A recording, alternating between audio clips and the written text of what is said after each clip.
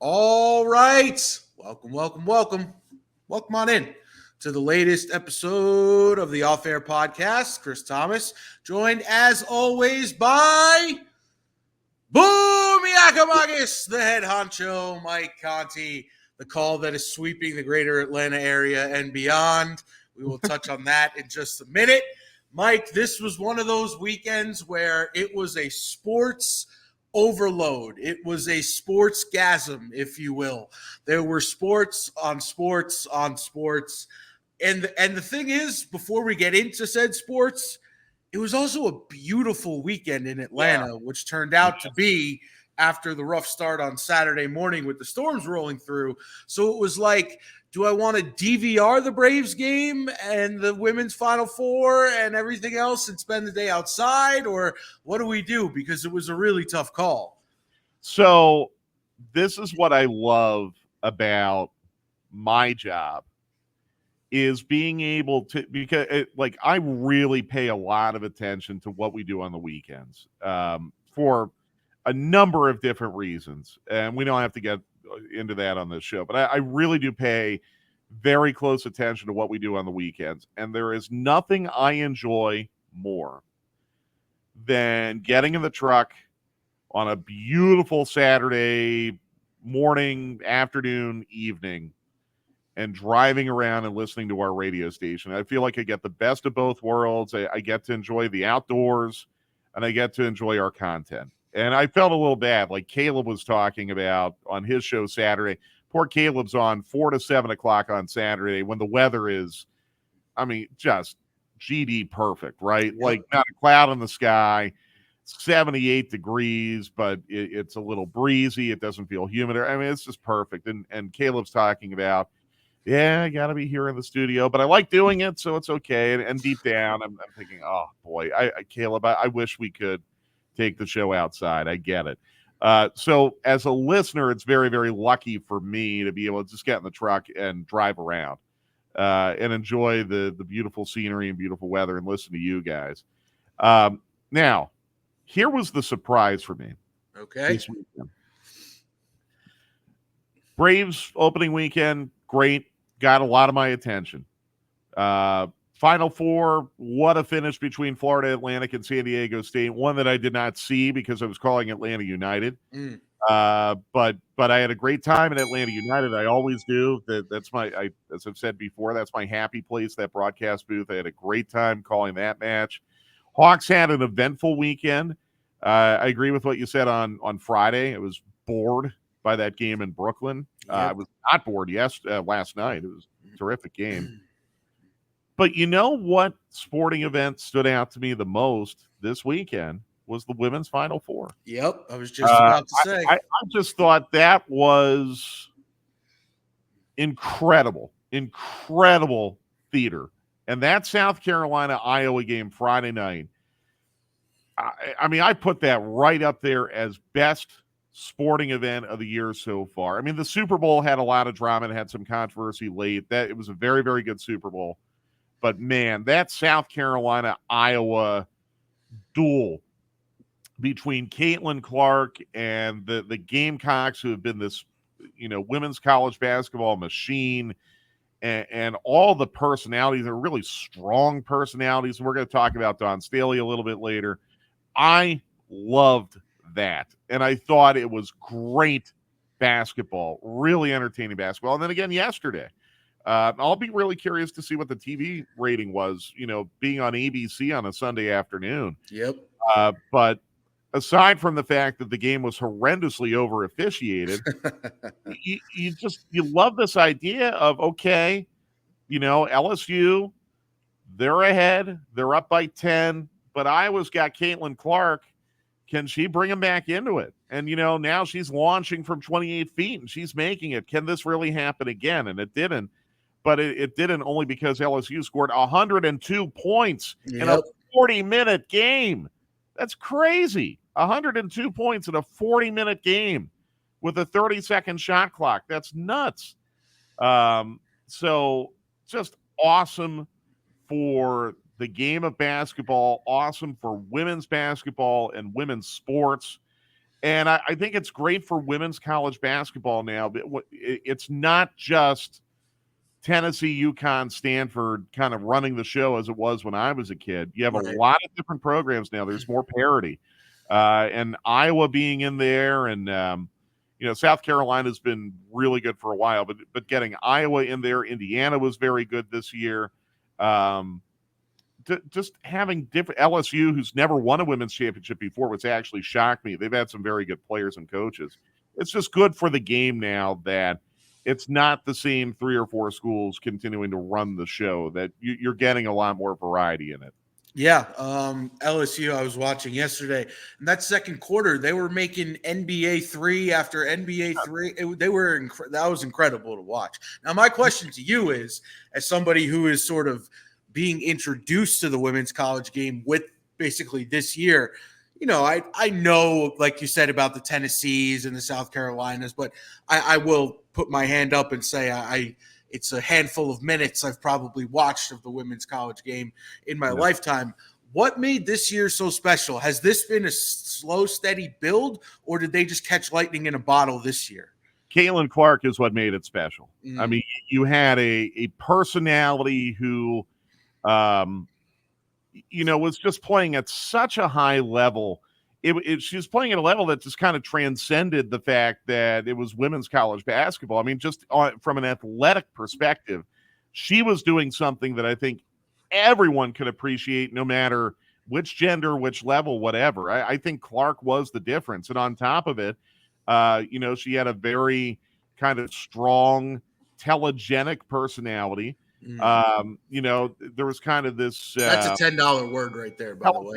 Yeah. Yeah. It's like watching her kind of made you think of all of the young women that played ball when you were in high school, right? Or played ball in the neighborhood. Like she just was very, very relatable, I think. But the fact that she played with a real kind of confidence and swagger, but at the same time, always giving credit to her teammates, always saying the right things, always being deferential to her coach. I tweeted yesterday, I was really bothered with the way that Caitlin Clark was officiated because, quite frankly, Chris, I'm going to make a rough guess. I'm going to say 5 million people were watching that game yesterday. And I think the number is probably going to come in around there, maybe a little bit higher, which is an unbelievable number. I mean, a good college football game on a Saturday is going to be around 5, 6, 7 million. So World Series, I think, only got around 10. So yeah, right. You're getting a women's college final with half of that. So let's say you had 5 million people watching yesterday. I'm going to assume 4.5 of those 5 million people were watching to see Caitlin Clark. And now we're giving her a little technical foul because the ball bounced in front of her and she kind of knocked it away. And, she didn't hand it to an official, so that's a technical foul. Who does that remind you of? Well, look, I thought the referees, quite frankly, were trying to find a way to foul her out of the game. Yeah. It just felt to me, and by the way, this goes both ways. The game was horrendously over-officiated for both teams. LSU had players in foul trouble the whole day, too.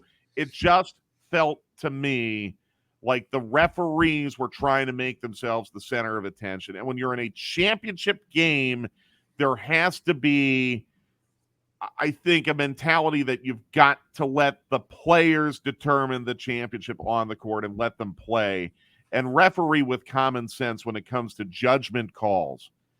Giving Caitlin Clark a technical foul for flipping the ball away, that is a judgment call. Have better judgment and don't make it about yourself. I really, really was disappointed in that. And I thought it really did a disservice, in a way, kind of like the Super Bowl. You had a call at the end of the game that was determinant to the outcome. I think in the Super Bowl probably was the right call, but a lot of people felt very strongly you've got to let it play. You cannot intervene because this is a championship game and you've got to let the players determine it. I just thought women's basketball had a real opportunity yesterday to make some new fans, earn some appreciation that it has not gotten for right or wrong reasons, and instead you had a ref show, and I just hated that. Look, I'll admit, I'm a fan. I wanted to watch Caitlin Clark. I wanted to see if she'd score 50. Yeah. And I hated the fact that the referees kept calling fouls on her, and a couple of them very, very ticky-tack to put her in a situation where she could not play the entire game. I just really, really dislike that, and it didn't ruin the game, but it certainly didn't help the game. All right. So from one thing that stole the weekend to another. I've been ready for this. Yes. All right. Everybody buckle up. Because on my show on Saturday on Sports Radio 92.9 The Game, during the producer six-pack question, where I had Dom C with me this weekend, he throws out 4 sports questions and 2 lifestyle questions at me. And he saved the best for last, because his last question to me was, what cereal has the best leftover milk in the bowl? Yes. And to me, Mike, there can be only one. There can be only one answer. And that answer is Cinnamon Toast Crunch. It is like drinking a milkshake at the end of a delicious bowl of cereal. Those beautiful crystals settle down into the bowl, and it gives the milk like a milkshake type texture and flavor. And I got to say, the people of Atlanta spoke, and they spoke en masse. They spoke in volumes, and it was a pretty split decision. But I think in about 52 to 48 vote, Cinnamon Toast Crunch took the field. What say you? Well, look, I'm not surprised that Cinnamon Toast Crunch came out at the top of that survey. I'm not surprised because it is a very popular cereal. I even went to brunch yesterday at a restaurant that was serving like a boozy Cinnamon Toast Crunch punch. What? Like they were actually marinating. It was I don't know if it was like a White Russian or something like that, but the milk was marinated in Cinnamon Toast Crunch. Oh my goodness. And that's not the first place I've seen that, by the way. Wow. So, this is a legitimate thing. It's being used in cocktails and being used in a lot of, fun drinks right now. My thing is this. There is really, truly only one reason to eat Cocoa Krispies or Cocoa Pebbles, or even Cocoa Puffs to an extent. But Cocoa Puffs, the milk is not the same after Cocoa Puffs as it is with Cocoa Krispies and Cocoa Pebbles. Okay. You get the nutritional benefits of consuming plain milk, but in the end of your breakfast, you get the dessert of chocolate milk. And not just the chocolate milk where, you buy a gallon of milk and you put some Hershey syrup in and stir. It hits differently when your Cocoa Pebbles and your Cocoa Krispies have been sitting in that milk and shedding all of its chocolatey goodness into the milk for an extended period of time. It's almost like the difference between, eating like a really, really dense dark chocolate bar as opposed to having like a Hershey bar or even something that's a little milder. I just think the intensity is more chocolatey in the milk when you have Cocoa Pebbles or Cocoa Krispies. So to me, it's a no-brainer. It's Cocoa Krispies. It is a no-brainer to me because you get just such a high density punch of chocolate flavor in your milk. Now, I'm a little surprised. I didn't see the text line when you were doing this on Saturday, and I didn't see your Twitter. There is this new trend with cereal milk that actually has been turned into an ice cream. What? Did anyone mention on the text line or in your comments about cornflakes? No. And the cornflakes? No. Okay. So there is a bakery / confectionery in New York City called the Milk Bar. Are you aware of them? Yes, I have heard of them. Yes. And Milk Bar now is starting to sell some of its products here in Atlanta. Ice creams, some cookies. I haven't seen their cakes down here yet, but you can get them shipped down here. Milk Bar has a flavor of ice cream called breakfast cereal. And basically what they've done is they've they found a way to kind of like liquefy cornflakes and put a ribbon of that liquefied cornflakes within kind of like a sweet cream tasting ice cream. Wow. And the idea is that it tastes like the leftover milk from cornflakes. And honestly, it does. And what's great about it, Chris, is you get the contrast of sweet and salty. Okay. So a lot of people are really starting to swear by this cornflake trend now because of the Milk Bar ice cream. When I had cornflakes as a kid, like my cereals as a kid, because my parents didn't want me getting like fatter than I already was, so they really tried to, limit my consumption of Life checks. I had a lot of Life. Well, and the funny thing there with Life was they had the commercials when I was a very little kid about, oh, even Mikey likes Life, and my parents called me Mikey as a kid. So there's the whole, oh, Mikey likes it, Life, but I would at least try to get cinnamon Life out of it. Okay. If I had to eat Life, I at least try to get the cinnamon because I thought there was. By the way, Life is not bad either with the leftover milk.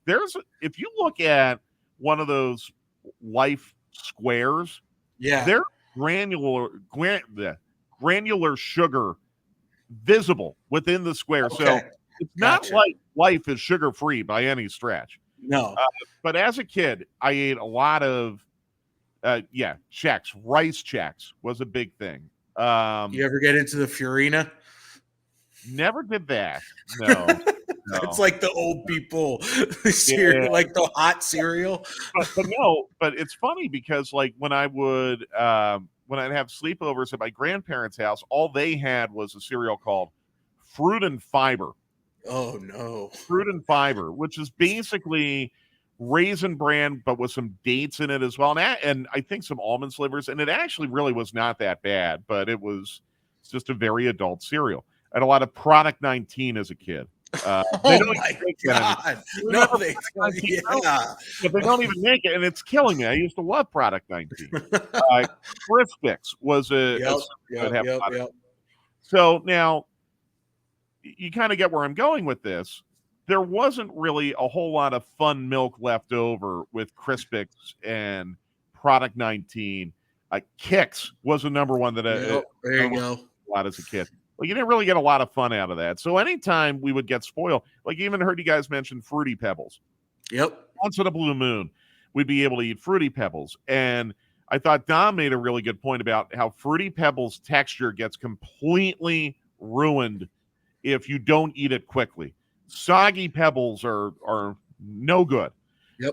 But at least the milk there would be kind of fun. You'd get a little milk, so it'd be okay. So like your topic really resonated with me because it would be very, very rare when we would have the opportunity as kids to have fun leftover milk.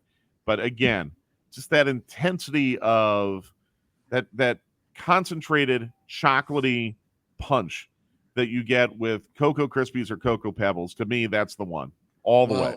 We will have our Skip and Shannon moment here because I agree to disagree, Mike. That's okay. That Cinnamon Toast Crunch is where it's at. And before we do wrap, I do need to.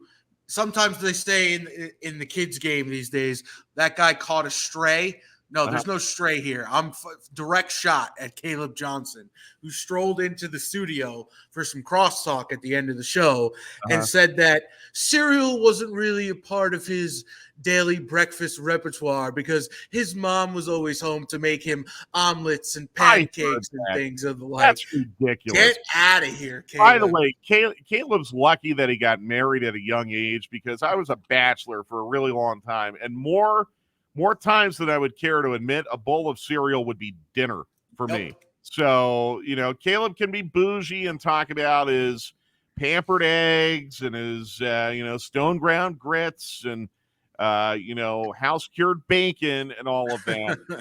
Until you've had to have a bowl of Cocoa Puffs for dinner, as I had to do many times in my 20s, you can stay out of any argument about cereal milk as far as I'm concerned. And that, Caleb, is from the head honcho. All right, let's finish off where we started with a little more women's college basketball talk because I thought the woman besides Caitlin Clark and Kim Mulkey and her Tigers, who won the weekend, was Dawn Staley, because she came out with a very powerful message after the media came out and sort of stuck the label of some bully ball on South Carolina, which Dawn Staley took quite offense to. Truth about our team, okay? It's a good question, okay? We're not bar fighters. We're not thugs. We're not monkeys. We're not street fighters.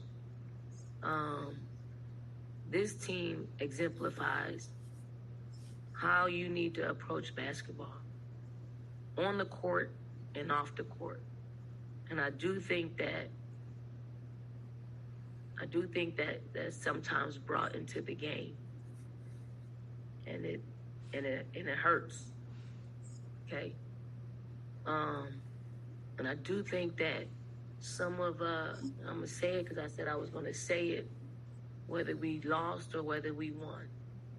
Some of the people in the media, when you're gathering in public, you're saying things about our team, and you're being heard, and it's being brought back to me. Okay? And these are the people that write nationally for our sport. So I thought she, you couldn't have been more direct than she was there. She said she didn't like the labeling that her team was given. And, especially some of the word choices that she used, that's very strong to apply to women's college basketball players. Yeah, look, you have to understand that Dawn Staley, the way that she came up playing the game, and the people who were very, very influential in the way that she learned the game, came from a Philadelphia basketball community that really embraces toughness. Yep. Not finesse basketball, but toughness. My favorite college basketball coach of all time, there will never be anyone like him ever again, was John Chaney. Okay. Yep. Died, I think, a year or two ago. Former head coach at Temple. Now, look, full disclosure, I grew up in Philadelphia. John Chaney was a larger-than-life figure in Philadelphia during my childhood. John Chaney preached toughness, that if you were going to play against a John Chaney Temple team, you were going to have to earn every basket. His matchup zone has still, to this day, I think, not been fully copied or replicated by anyone else. But it was such a perfect, disruptive, tough form of defense, and it was very effective. John Chaney had Temple ranked number 1 in the country. Temple. When I grew up, I didn't know any better. That Temple was a blue blood program like Kentucky, North Carolina. Temple. Well, Dawn Staley, when John Chaney died, Dawn Staley talked a lot about how John Chaney was a huge, huge influence in how she learned to play the game. And when I watch Dawn Staley's South Carolina team, I see a lot of those John Chaney Temple teams, which had a lot of talent, by the way. Jalen Brunson's father, Rick Brunson. Mark Macon was a really, really good college player under John Chaney. Aaron McKee, Eddie Jones.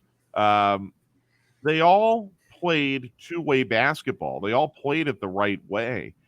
And, the women's game, Caitlin Clark's an example, I guess. Look at what has happened in the NBA and how it's become kind of a finesse game. Mm-hmm. A lot of it related to three-point shooting.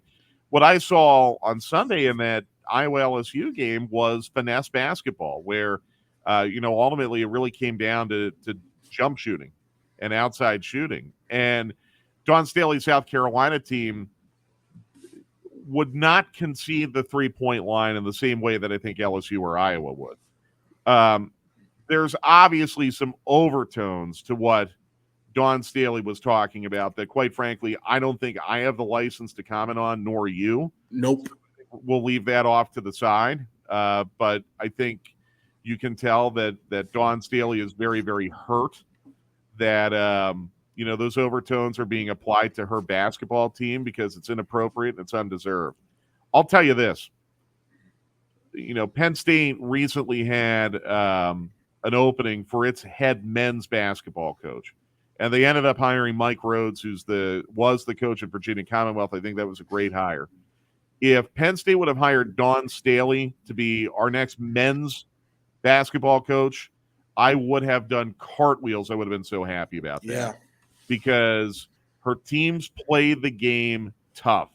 And to me, I think that's playing the game the right way. It's not for everyone, but for me, that's what I grew up watching. And I'm a huge, huge admirer of her.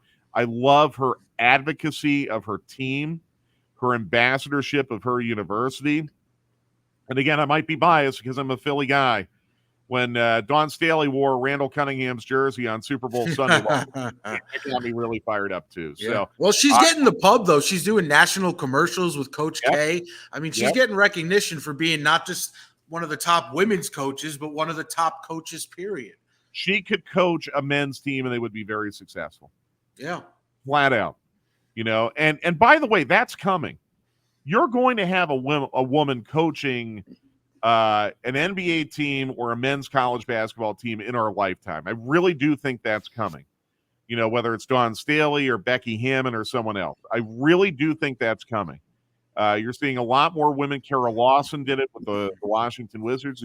Now she's the head women's coach at Duke. But yeah, Duke, yep. You're seeing a lot more women on NBA benches as assistant coaches. And there's going to be a day, and I think basketball will be the first sport where we see it, where a woman is going to coach a men's team. You're going to see that, I think, before a head coach. I think you're going to see that before you see it in football. I think you'll see it before you see it in ice hockey. I think you'll see it, before you see it in baseball. The only other sport I might be able to envision it would be soccer, but I think you're going to see it in basketball before you see it anywhere else. Yeah, it's just an awesome testament to her and just a good job. Stand up for your team, stand up for what you believe is right. And, if you feel like the national media is calling you out, fight back. We're seeing it here, to tie it back locally, Mike, with the Falcons and all these national pundits who are saying all these things and throwing statements out in the air about what they think they know about the team. And, if you really know what's going on, if you really understand the minutia of the situation, then you got to stand up and fight for it, because sometimes national media, national pundits are speaking from 1,000-foot view, and they don't understand what about what goes on day to day with your team and inside your city. So great job by Dawn Staley there. And I actually believe, if I'm not mistaken, I think the Yankees this offseason made their single A coach is a female, actually, as of right now. Yeah. Very cool. Yeah, Very so cool. there's a lot of that's already happening in sports. So on a positive note, we'll end it right there. Mike Conti, the head honcho. Follow him at Mike Conti 929. Boom, Yakamakis. We're going to stick with it, Mike. We're going to get you on ESPN. We're going to get you everywhere with that call. Just get me some Cocoa Krispies. That's all I have. That's fine. All right, I'm at C. Thomas Radio. Enjoy your breakfast, everybody. We'll talk to you soon.